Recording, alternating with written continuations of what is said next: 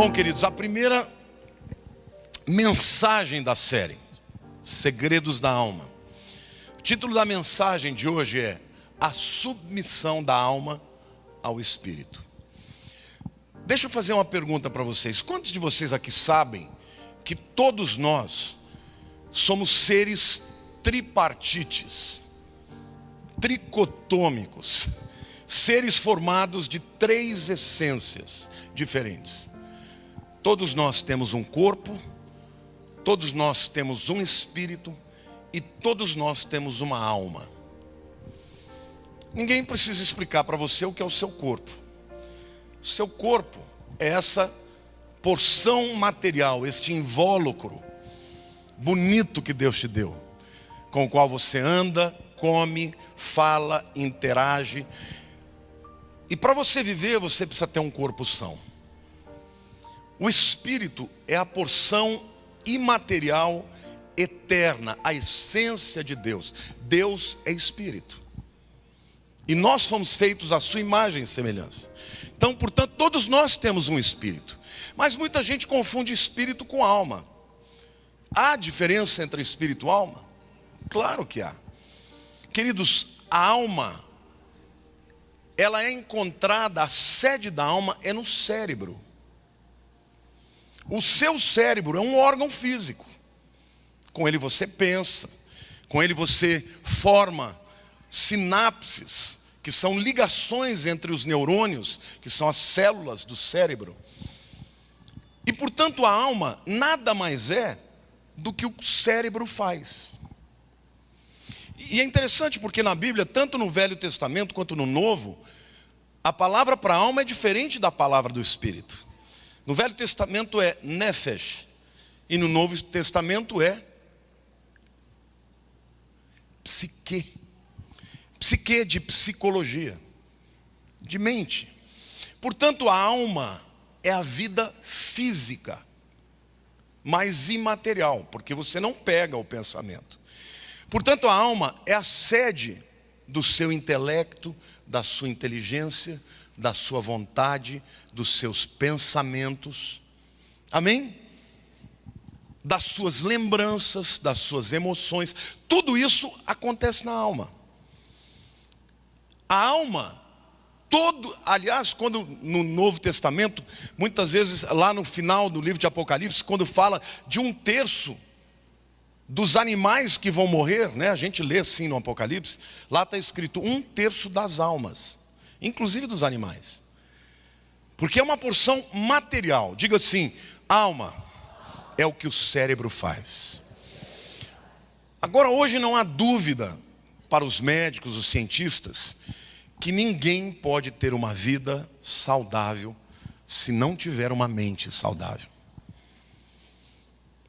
A Organização Mundial de Saúde diz que mais de 80% dos cânceres são provocados pelos problemas do cérebro, por causa de um cérebro que está em distúrbio e que vive em agonia e sofrimento. Ok?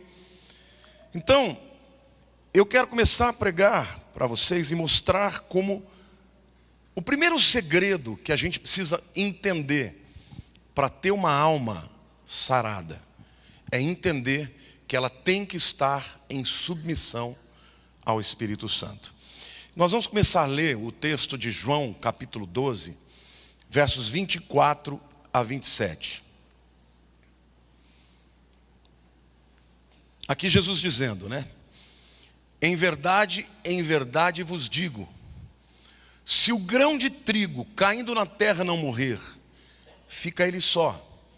Mas se morrer, produz muito fruto. Quem ama a sua vida, no original é alma, perdê-la. Mas aquele que odeia a sua vida, mais uma vez no original é psique, alma. Aquele que odeia a sua vida neste mundo, preservá-la-á para a vida eterna. Se alguém me serve, siga-me, e onde eu estou, ali estará também o meu servo. E se alguém me servir, o Pai o honrará. Agora está angustiada a minha alma. E que direi eu? Pai, salva-me desta hora. Mas precisamente com este propósito vim para esta hora. Aqui você vê claramente Jesus Cristo dialogando com a sua própria alma. Porque ele está entrando em Jerusalém no domingo de Ramos. Quando ele entra em Jerusalém, a multidão começa a aclamá-lo. Bendito o que vem, o filho de Davi, Hosana. Literalmente, os judeus estavam com os ramos, né? Esse é o domingo de Ramos, dizendo: olha aí o Messias, ele está entrando em Jerusalém. Então era como se a alma dele tivesse falando com ele: mas eu não posso morrer, eles me querem como rei, eles me querem como Messias. Isso era a alma dele. E o Espírito dizia: mas você veio para morrer, você não veio para ser o rei deles agora. Então ali existe uma batalha, uma luta que todos nós enfrentamos. Quantos de vocês já tiveram lutas no interior? De ter vontade de fazer uma coisa e o Espírito dizer: isso não é de Deus para a tua vida. Sim ou não? É essa luta que Jesus enfrentou, a começar na entrada triunfal, mas que teve o ponto culminante lá no Getsêmani. Quando ele literalmente fala: Pai, se possível, se tem outro jeito, afasta de mim esse cálice. Contudo, não seja feita a minha vontade, mas a tua vontade. Jesus submeteu a sua alma ao seu espírito. E por isso ele cumpriu o chamado que Deus tinha para ele. Todos nós enfrentamos durante a vida toda essa guerra entre o espírito, que conhece a vontade de Deus, e a alma, que deseja muitas vezes escolher os seus próprios caminhos, que tem as suas próprias razões, que tem os seus truques, as suas sabotagens. A alma engana, ela faz a gente pensar que estamos querendo uma coisa e na verdade ela está nos sabotando, porque a alma tem as suas próprias razões. E ninguém pode ter uma vida plena se não tiver uma alma sarada. E o primeiro segredo para uma alma sarada é de fato uma alma submetida ao Espírito Santo de Deus. Amém? Eu quero mostrar aqui hoje, neste tema, nesta mensagem, 3 verdades muito importantes que precisamos conhecer sobre a relação da alma com o corpo e também com o espírito. Em primeiro lugar, Deus, quando o indivíduo aceita a Cristo, Ele dá o Espírito Santo para todos nós. E este Espírito Santo influencia a nossa mente, a nossa alma, aquilo que nós pensamos, acreditamos e decidimos. Amém? 1 Coríntios capítulo 15, versículo 45 diz o seguinte: pois assim está escrito: o primeiro homem, Adão, foi feito alma vivente, ou mente vivente. O último Adão, porém, é espírito vivificante. Aqui Paulo está dizendo o seguinte: que Adão, o primeiro homem, ele recebeu de Deus essa porção de vida e uma mente. Mas o segundo Adão, que é Jesus, ele não recebeu a vida de ninguém. Ao contrário, é ele quem dá a vida. Então, Paulo deixa claro que quando você recebe o Espírito de Deus, você recebe a porção de Deus, a essência de Deus, a pessoa de Deus na sua vida, e é Ele quem vai fazer o trabalho de restaurar o que o pecado destruiu. Porque o que aconteceu com o ser humano, no momento em que ele rompe com Deus, ele deixa de ter a segurança. Ele passou a conhecer sentimentos e emoções que até então ele não conhecia. Medo, dúvida, culpa, raiva, ira, ódio. São sentimentos que na verdade são distúrbios provocados na sua mente, no seu cérebro. E antes da gente ir um pouco adiante, eu preciso dizer para vocês o seguinte: quantos aqui sabem, eu já preguei uma série sobre o cérebro, eu preciso recapitular algumas coisas. Você sabia que quando você pensa, para que você possa pensar, No seu cérebro, os neurônios se ligam, tem conexões, através das sinapses, eles constroem estruturas de pensamento. Quando eu comecei a estudar sobre isso, e li diversos livros de neurologia, eu descobri coisas maravilhosas. Por exemplo, quando você aprende a andar de bicicleta, porque de repente você sobe e não consegue andar, e você vai tentando, de repente você aprende a andar de bicicleta, e todo mundo diz, isso é que nem andar de bicicleta. Uma vez que você sabe para o resto da vida. Sim ou não? Porque no seu cérebro, em algum lugar específico, você construiu estruturas de pensamento físicas, tem formas inclusive, onde o aprendizado de andar de bicicleta fica ali armazenado para o resto da vida. E assim vale para tudo. Por exemplo, quando você pensa racionalmente, e se você tivesse debaixo de um exame, por exemplo, de imagem, você veria o seu neocórtex, todo ele iluminado. Porque a razão está aqui na frente. Quando você tem emoções mais profundas, como por exemplo, a sexualidade, paixão, é a área do sistema límbico, que é uma área mais primitiva. É a área que determina, por exemplo, sentimentos que você não explica tanto. Mas tudo isso forma ligações e conexões físicas. Se o indivíduo fizer uma lobotomia, por exemplo, ele deixa de ser psicótico. Existem tratamentos para o indivíduo que é psicótico. Quem é o psicótico? O psicótico é aquele indivíduo que faz as piores barbaridades sem ter nenhuma culpa. Ele está completamente distanciado daquilo. Ele mata e olha e fala, matei. E hoje, na França, por exemplo, você tem tratamento em que você faz uma lobotomia, corta uma determinada área do cérebro, o indivíduo tem um pequeno rebaixamento intelectual, mas nunca mais tem vontade de matar ninguém. Então, literalmente, a sua alma é o que o seu cérebro faz. E o que a gente percebe é que muitas vezes nós somos dominados por ela e não deixamos que o Espírito Santo domine a nossa alma. Então, meu querido, diga para a pessoa do teu lado. Outro dia brincaram no Face, né? Que tem um pastor aí, como é que chamam? Que não pede para ninguém falar o que é. Mas eu gosto de mandar repetir, porque isso é bom para você guardar. Diga para a pessoa do teu lado, o seu cérebro é um instrumento poderoso que Deus te deu. Mas você precisa fazer com que ele seja submetido ao Espírito Santo de Deus. Amém, querido? Não existe restauração da nossa alma, da nossa mente, se não for através da atuação do Espírito Santo. Quanto mais obedecemos à voz do Espírito, menos nos tornamos cativos à nossa mente, aos nossos sentimentos, às nossas emoções. A segunda verdade que eu quero dizer para vocês é que, da mesma forma que o Espírito influencia a todos nós que nos submetemos a Ele, a alma também influencia a si mesma. É por isso que a gente fala com a gente mesmo. Davi dizia, ó minha alma, porque está batida, espere em Deus. O cérebro é o único órgão do nosso corpo que é autoconsciente. Você já viu o estômago falar para ele, para de doer? Ele não faz isso.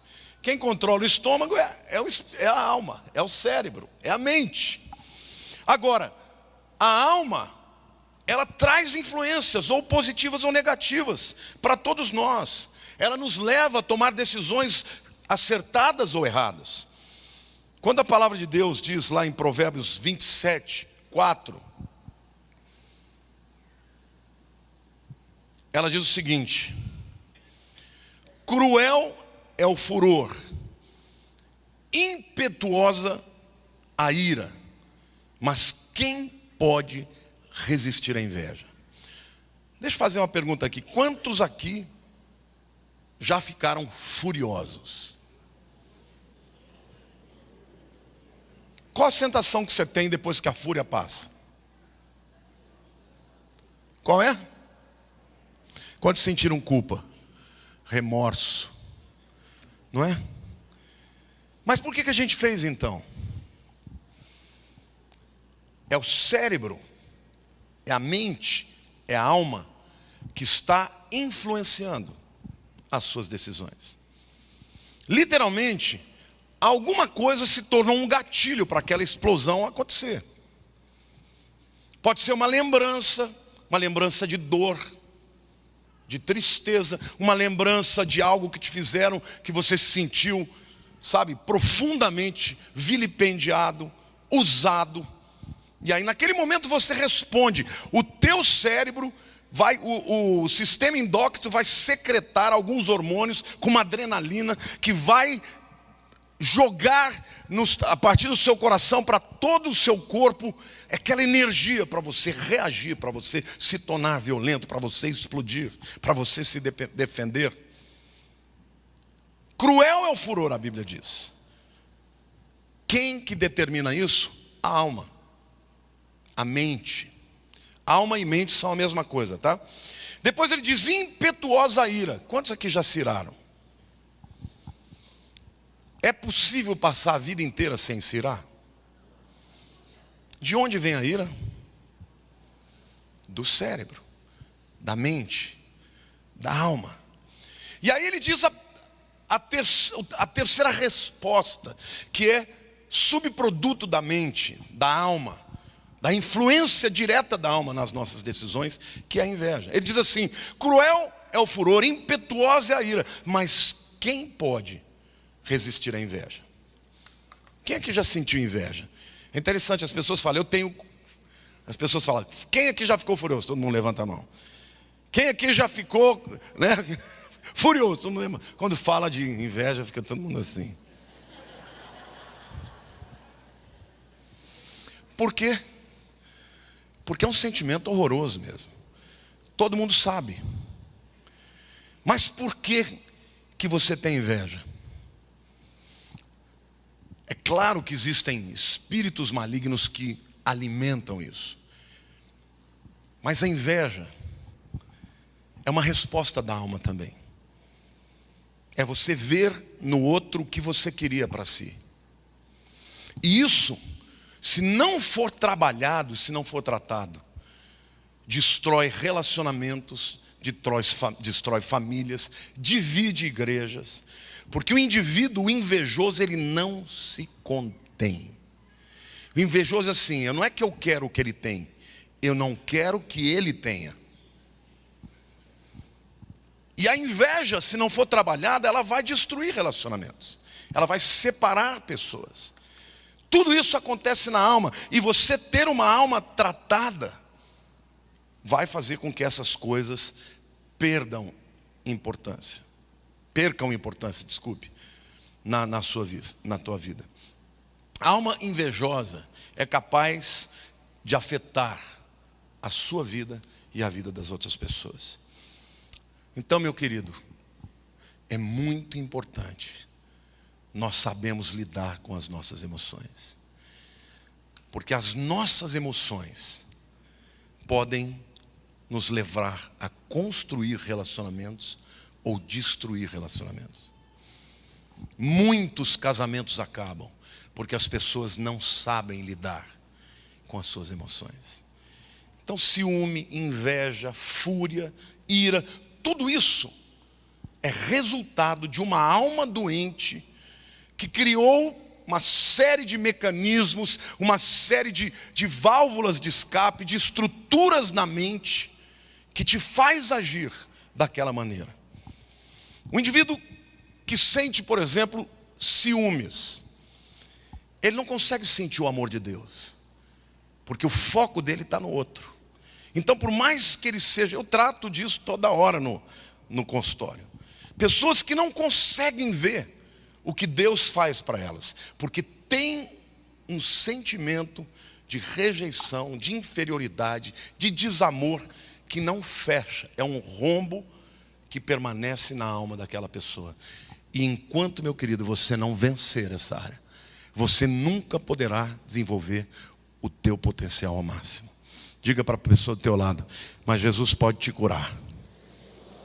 Diga, é um processo que vai durar a vida inteira, mas Jesus vai te curar. A Bíblia, querida, é interessante como a Bíblia é um livro sábio, né? O apóstolo Paulo fala de fortalezas da nossa mente. Ele não tinha a mínima ideia do que ele estava falando, mas na verdade, quando você cria uma maneira de pensar, quando você tem um foco e vê aquela situação daquela maneira, nada mais é do que o teu cérebro construiu estruturas mentais das quais você não consegue escapar. Você já teve sentimentos assim? O próprio teu cérebro fala, isso está errado, não é esse o caminho. Mas a tua alma, ou seja, os teus sentimentos, não conseguem escapar daquilo, porque há uma estrutura física no seu cérebro, que faz com que o pensamento transite por aquela área, e você fica preso àquela área. E é isso que a Bíblia chama de fortalezas da mente. Mas a Bíblia diz que Jesus veio para destruir as fortalezas da mente. Você sabe que os cientistas já provaram, pode aplaudir.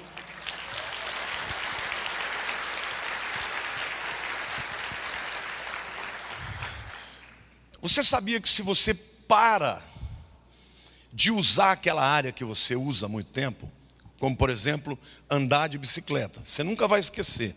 Mas se você ficar 20 anos sem andar de bicicleta, quando você subir na bicicleta, você vai ter uma certa dificuldade, sim ou não?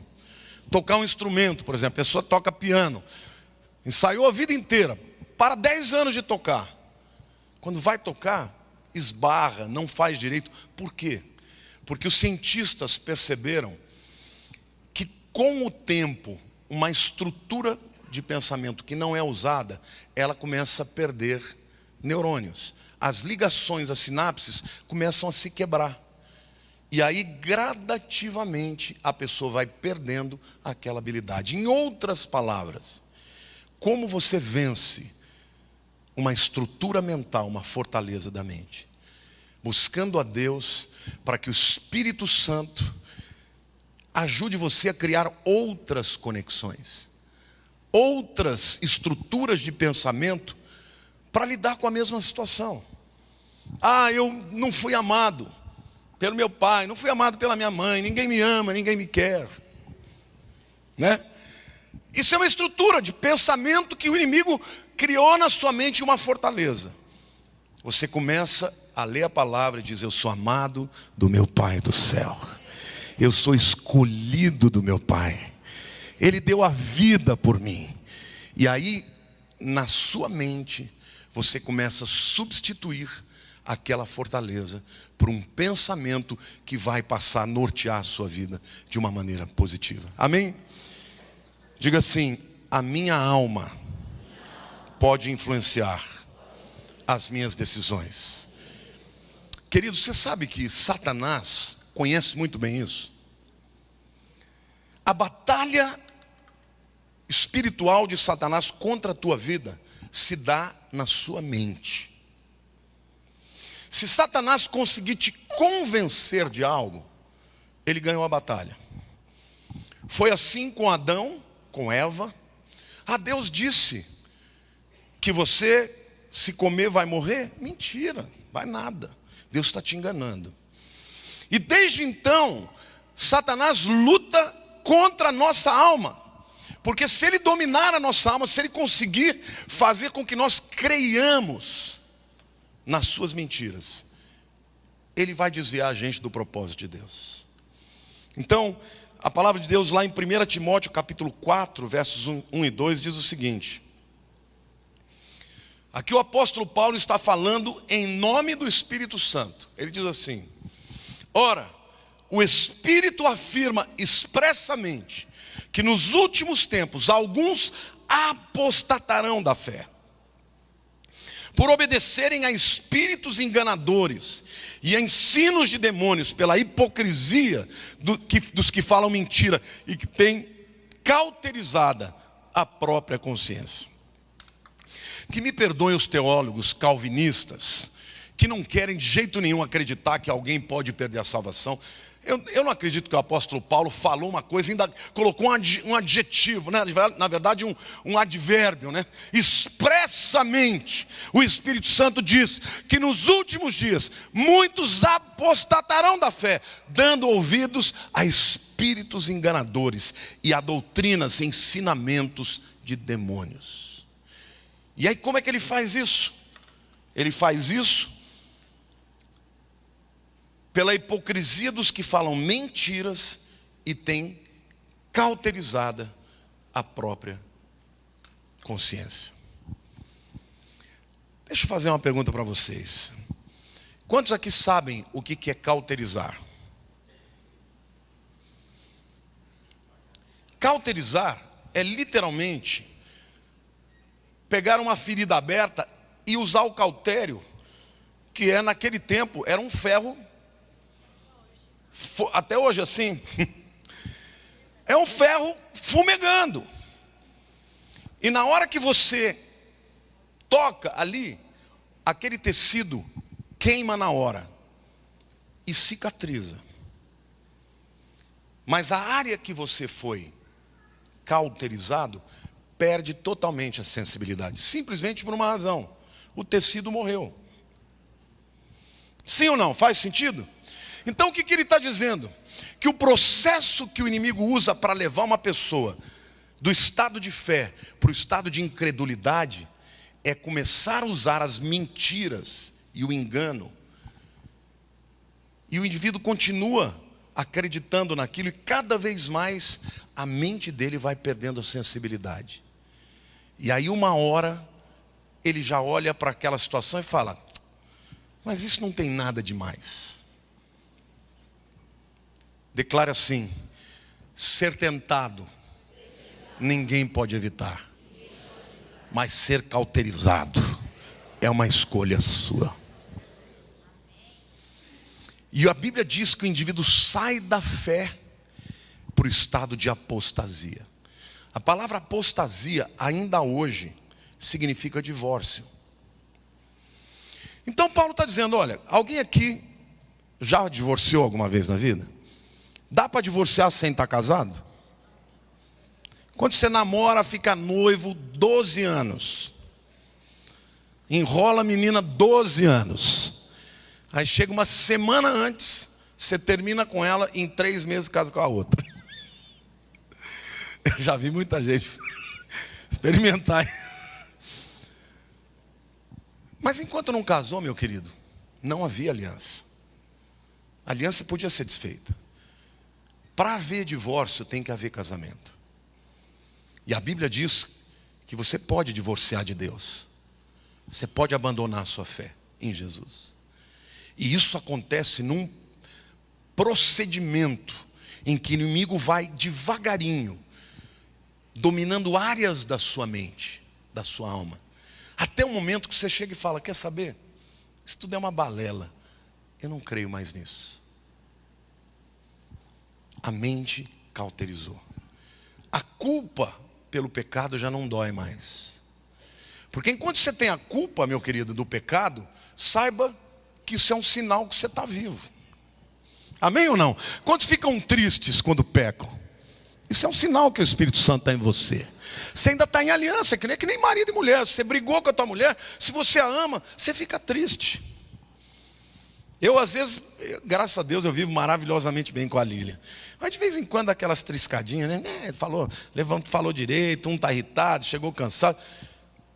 E a Lília, ela é malandra pra caramba.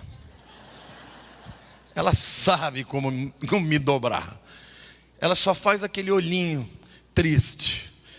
Aí eu venho chorando: me perdoa. Ela não precisa brigar comigo, ela só fica com o olhinho triste. Aí me destrói, né? Falo: pelo amor de Deus, não me judia de mim, me perdoa, diz que você me ama. É bom demais, até com Deus é assim, querido. Quando a gente fica de mal de Deus, né? Quando a gente acha que Deus não está se importando com a nossa dor, que não está se importando com os nossos sentimentos, a gente esfria com Deus também. Mas assim como é bom demais reconciliar, né? Marido e mulher, quando volta, meu irmão, é bom. Porque aí é barba, bigode, cabelo, né? Aí é aquela delícia, né?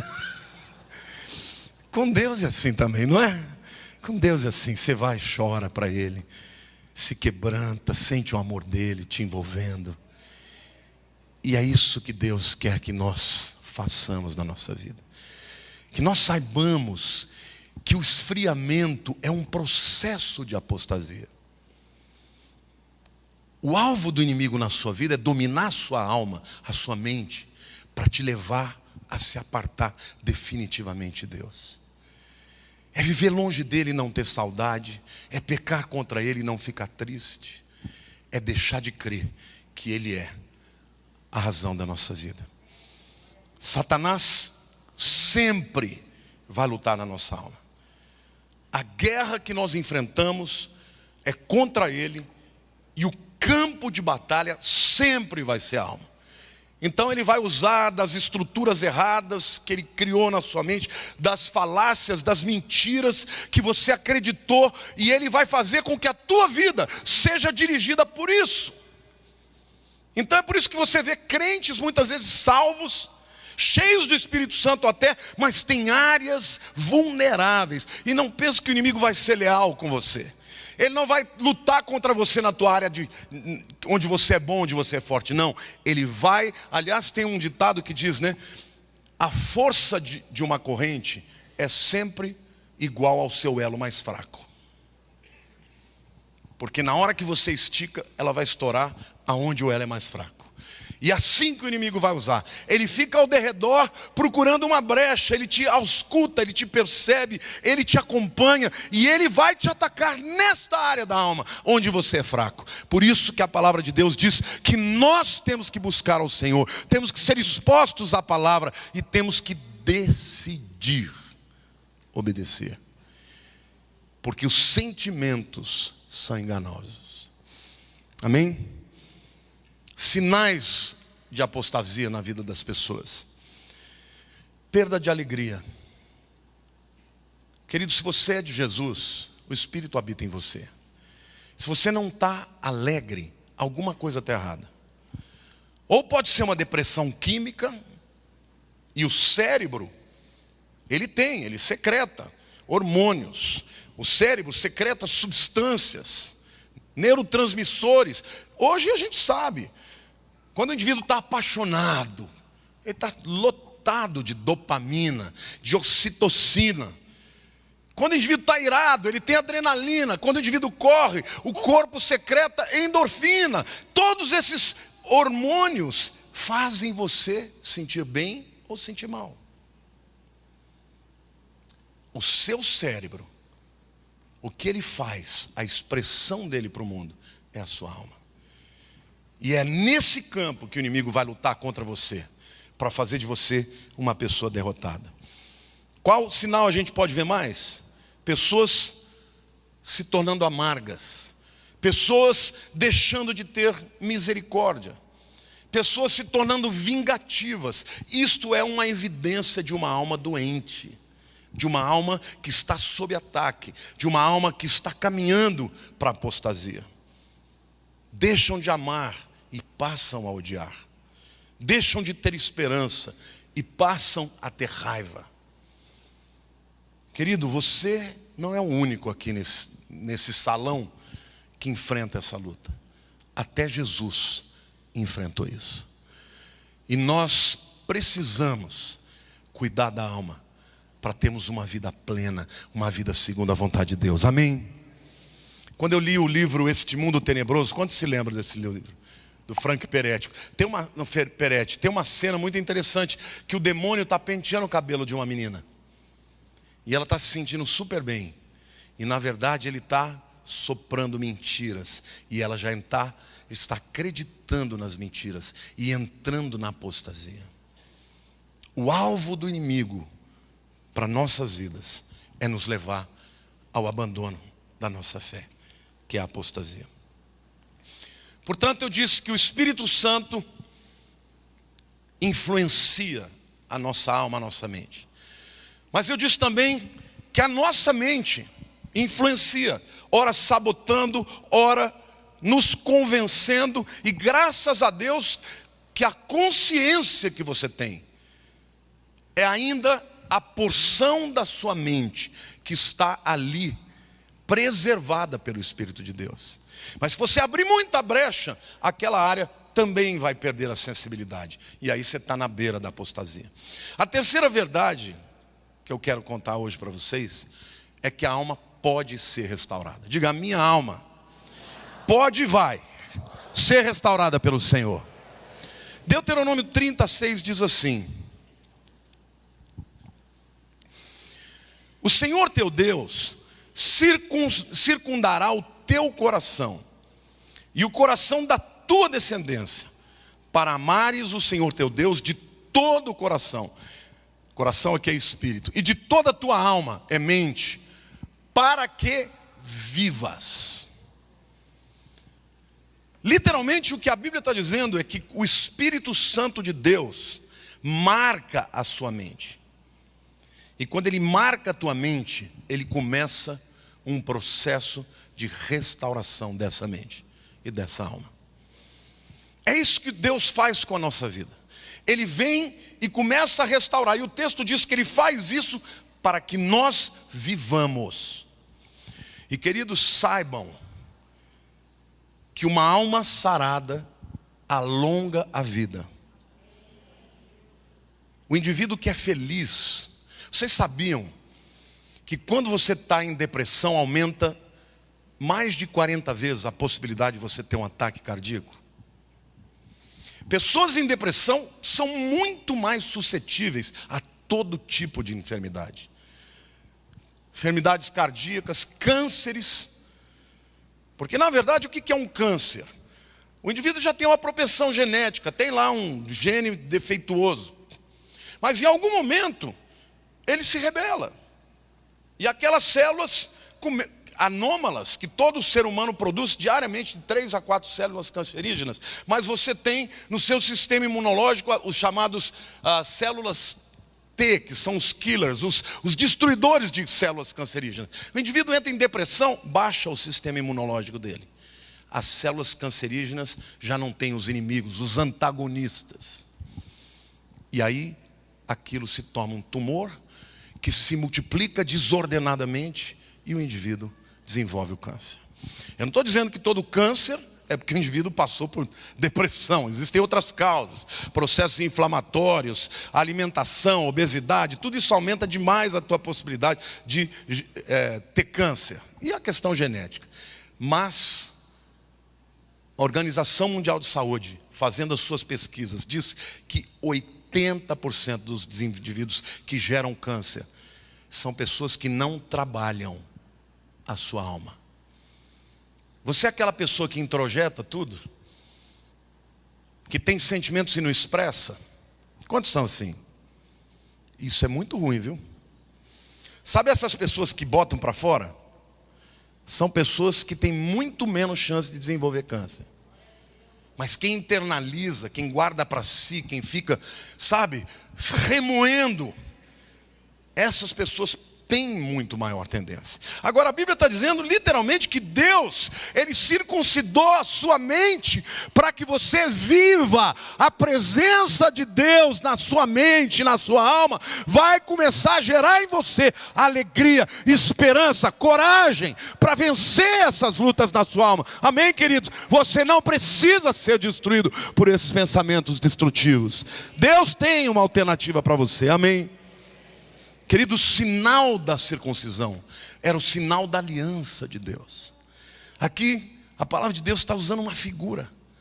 Quando você entrega a sua vida para Deus, o sinal da bênção de Deus passa a estar na sua mente.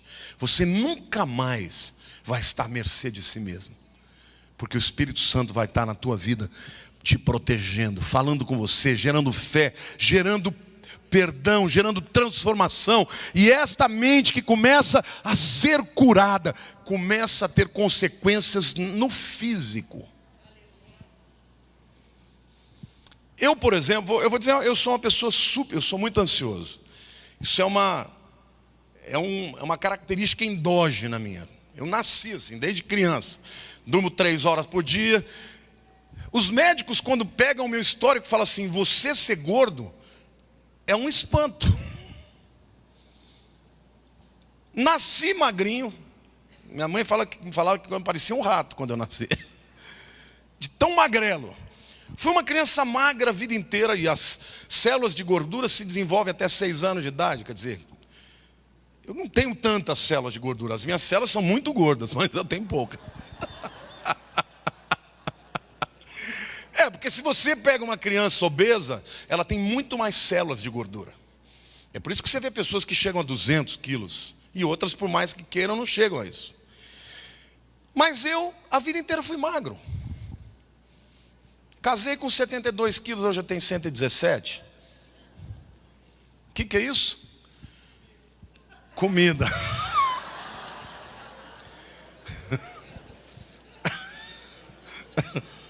Sem dúvida.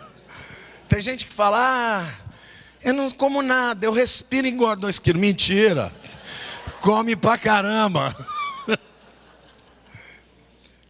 A alma ansiosa, ela de alguma maneira te leva a buscar compensação.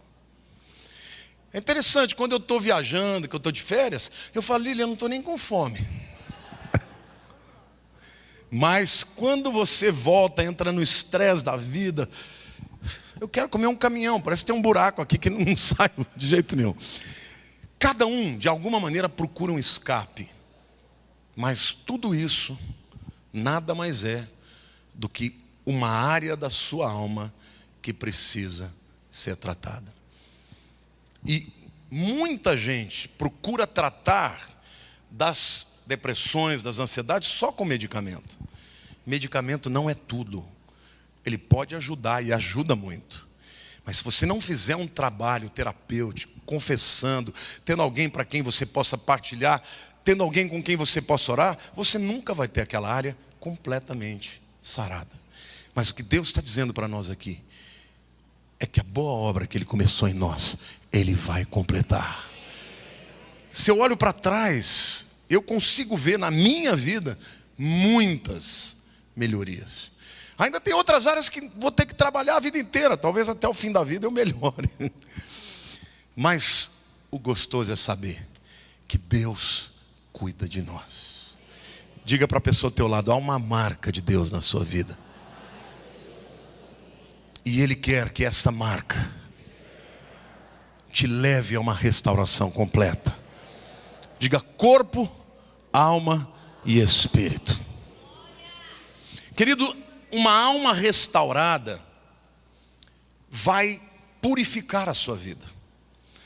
Lá em Jó 3:20, ele diz assim, é interessante, Jó é uma figura que tinha que estar lá na Bíblia, né? Porque muitas vezes nós nos encaixamos na história dele. E ele diz assim: por que se concede luz ao miserável e vida aos amargurados de ânimo? Em outras palavras, ele está falando assim: para que eu preciso saber tanto? Para que eu preciso entender tanto que está dentro de mim, se eu sou um amargurado? Se eu não consigo vencer a minha amargura. A amargura, na verdade é isso mesmo. Quanto mais você se torna uma pessoa densa, profunda, reflexiva, você vai ser muito mais suscetível às lutas da alma. Porque você percebe mais o sofrimento, percebe mais. Geralmente, pessoas que lutam na alma muito profundamente são pessoas profundas, reflexivas, inteligentes, sensíveis. Outras pessoas não têm tanta luta. Mas você pode ver, você pega uns artistas, por exemplo, é que nem a música tem até um poema que eu acho demais do Vinícius, porque ele diz assim, chama Poética. Ele era um gênio, né? Ele diz assim: de manhã cedo, de manhã eu escureço, de dia tardo, de tarde amanheço, de noite ardo. A oeste, a morte contra quem vivo, do sul cativo, o oeste é meu norte. Outros que contem passo por passo, ando onde há espaço, meu tempo é o quando. E quando o Tom fala dele, né, ele fala numa das músicas dele, ele diz assim, que Vinícius só é bom quando sofre. Se não houver tristeza, não tem música bonita. As músicas mais lindas que eu fiz na época que minha mãe morreu. Então eu quero dizer para você, querido, que quando a tua alma está vivendo em agonia, em luta, isso não quer dizer que Deus não te ame. Muitas vezes é através desse sofrimento que Ele vai tirar de você o entendimento da dor do outro. Porque se Jesus não tivesse passado por aquilo, Ele não poderia ser o nosso intercessor. Diga para a pessoa do teu lado, tem jeito para a tua dor. Diga, o Senhor vai curar essa ferida. E quando você for curado, você vai ser muito melhor. Amém? E como é que Deus faz isso? Como é que Ele cura a nossa alma das agruras da vida, das decepções, das tristezas? Lá em Jó 33, de 22 a 25, tem um texto muito lindo. Ele diz assim: a sua alma se vai chegando à cova. Literalmente ele está falando de uma depressão profunda. E quando uma pessoa perto de você falar que está querendo tirar a vida, acredite. Porque a dor de uma depressão pode ser tão atroz que tem pessoas que não conseguem e tiram a própria vida. Então ele diz, a sua alma se vai chegando à cova e a sua vida aos portadores da morte.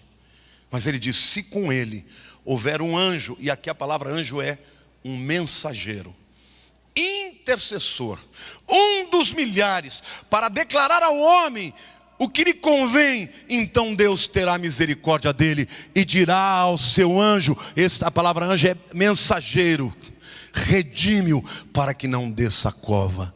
Achei resgate, sua carne se robustecerá com o vigor da sua infância, e ele tornará os dias da sua juventude. Quem é esse intercessor? Diga, é Jesus. É Jesus. Se houver um intercessor, ele não vai morrer, a sua alma não vai sucumbir, porque este intercessor robustecerá a sua alma como nos dias da juventude. Queridos, eu quero dizer que Jesus pode nos trazer vida plena, abundante. A alegria do Senhor é a nossa força, amém? Você não tem que ser destruído pela depressão, pela tristeza, por sentimentos funestos, destrutivos, caóticos, malignos que Satanás lança na sua mente. O que nós precisamos é um intercessor. E ele existe. Aqui Jó estava dizendo, eu queria morrer, mas se eu tiver um enviado de Deus para ser o meu intercessor, eu não vou sucumbir. Os meus dias voltarão a ser como os dias da minha juventude. Amém? A restauração da alma, queridos, gera paz, gera obediência, nos leva para perto de Deus. Salmo 23, Davi fala claramente, refrigera a minha alma. Esta palavra refrigera literalmente restaura a minha alma. Foi para isso que Jesus morreu. Ele enfrentou a luta mais difícil, tremenda na sua alma, para que ele pudesse um dia estar diante do Pai, intercedendo por você e por mim. E hoje o Espírito Santo habita em nós. Queridos, nós ainda lutamos contra um poder tremendo no mundo das trevas.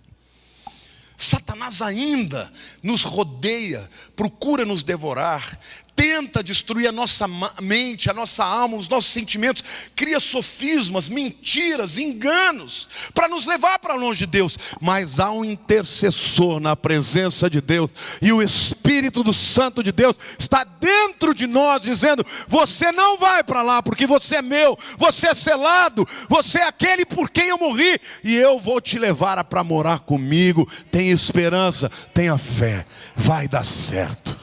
Amém, queridos? É por isso que os crentes vencem as lutas. Não é que nós viramos perfeitos. A conversão não é um estalo de dedo que de uma hora para outra você vira o super-homem. Não. Só que agora, eu sei porque eu vejo nas pessoas que vêm procurar conselho para mim.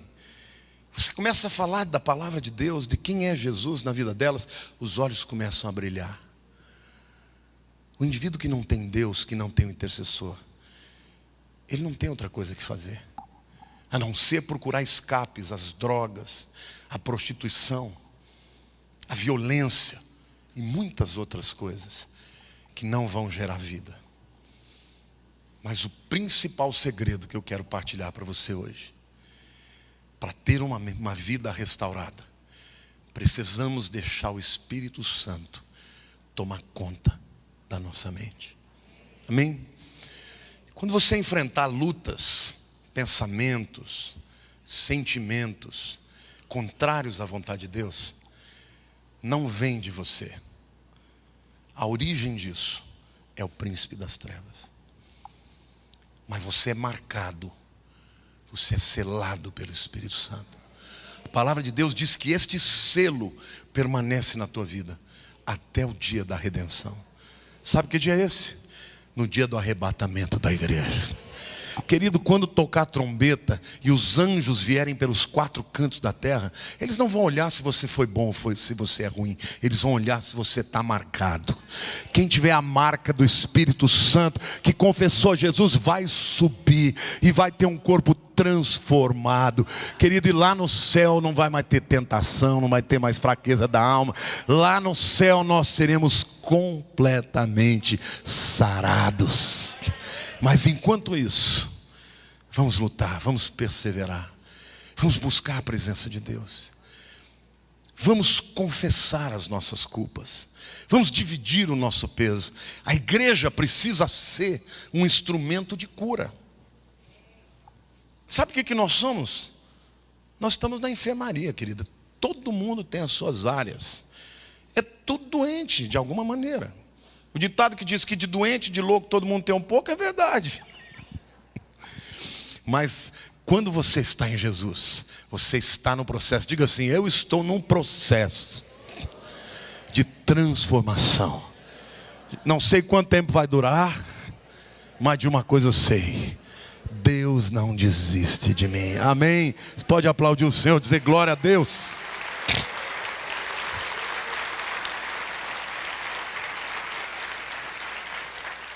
Feche os seus olhos.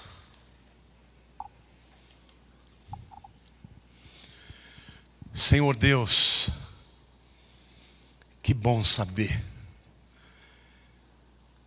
que o Senhor nos criou, corpo, alma e espírito. É muito importante, Senhor, nós entendermos que a luta contra Satanás sempre se dá no campo da mente. Mas nós te agradecemos, Senhor, porque o Senhor é paciente, é gracioso, cheio de misericórdia, e o Senhor trabalha na nossa vida na velocidade que nós permitimos, e o Senhor trabalha e vai curando.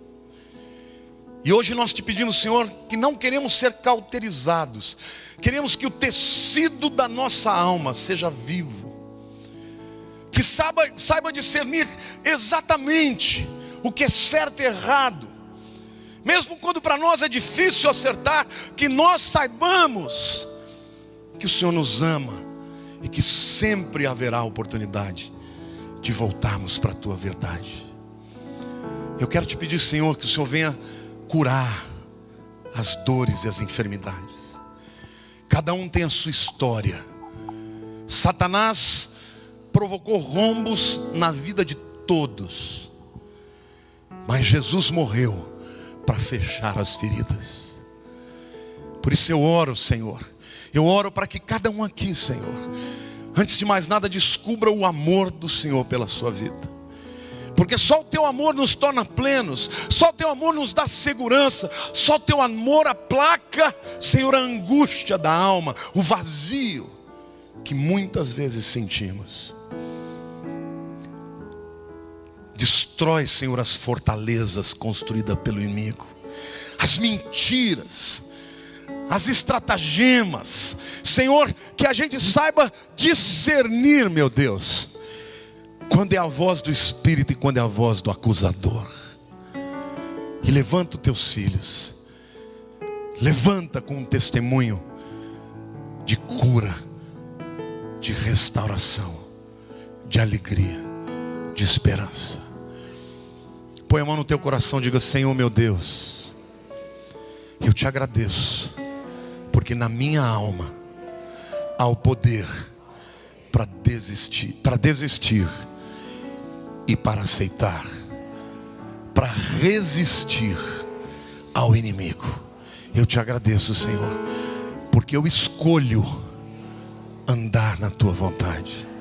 Eu escolho, Senhor, não ficar olhando para trás, mas olhar para frente. Eu escolho, Senhor, viver cheio do teu Espírito. Por isso, Senhor, toma a minha mente. Espírito Santo, revela-me aonde está o campo de batalha, para que eu possa decidir lutar para a glória do teu nome, em nome de Jesus, amém. Glória a Deus. Por favor, acendam as luzes.